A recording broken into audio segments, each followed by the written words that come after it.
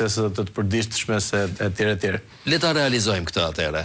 Pyetja ime e parë është kjo.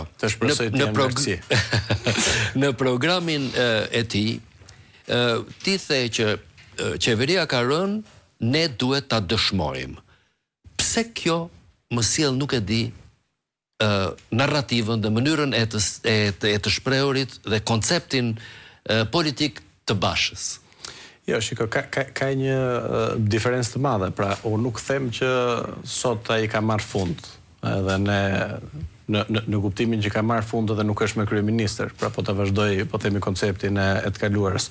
Unë them që moralisht qeverisja e Edi Ramës ka rënë. Pra, mënyra se si ne kemi ndërtuar shtetin si shoqëri. Pra, koncepti ku ligjshmëria, kushtetuta, ligji, rregullat e ndryshme përcaktojnë se cilët janë njerëzit dhe se si duhet të jenë të shpërndahen, po themi, fondet publike në një vend ka rënë apo jo. Sot është dëshmuar qartësisht që fondet publike dhe tendrat paracaktohen, përcaktohen, imponohen në bazë të vullnetit të kryeministrit dhe të ministrave të tij, në këtë rast të Belinda Ballukut, apo jo.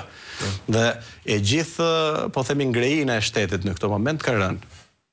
Pra, nuk ka nevojë Shqipëria që të paguajë, po themi, 10 komisione, 10 ekspert, nuk ka nevojë të paguajë një sistem të tërë të online, që është Agjencia e Prokurimit Publik, që gjasme futen letra, nxirren letra, vendosen kritere, nuk vendosen kritere, paguhen njerëz gjithandej. Nuk ka nevojë të ketë një komision tjetër që gjasme kontrollon ankesat e këtyre kompanive që hyn, që prap votojnë nga parlamenti, harxhohen para, dhe ndërkohë në fund ditës gjitha këto bëhen që të kursehen para nga buxheti i shtetit, gjitha këto institucionet kursehen para nga buxheti i shtetit për të nxjerrë ofertën më të mirë. Ndërkohë që përveç se ne paguajmë gjitha këto institucione që janë pafund, ne paguajmë edhe taksën e korrupsionit, po themi, dhe në fund të ditës përzgjidhet ai çdo kryeministre. Pra, në këtë kuptim shteti ka rënë ashtu siç njihet në demokraci. Pra, çfarë duhet të dëshmojmë ne? Prandaj nuk them, prandaj e vazhdoj pjesën e dytë që ne duhet ta dëshmojmë. Pra, i takon opozitës ta dëshmojë, takon shoqërisë. Ju e keni parë që në Serbi nuk pritën opozitën kur stacioni i trenit. Pra, qytetarët, studentët u ngritën dhe paralizuan dhe ka një vit që kanë paralizuar jetën e vendet. Prandaj është një koncept komplet i ndryshëm.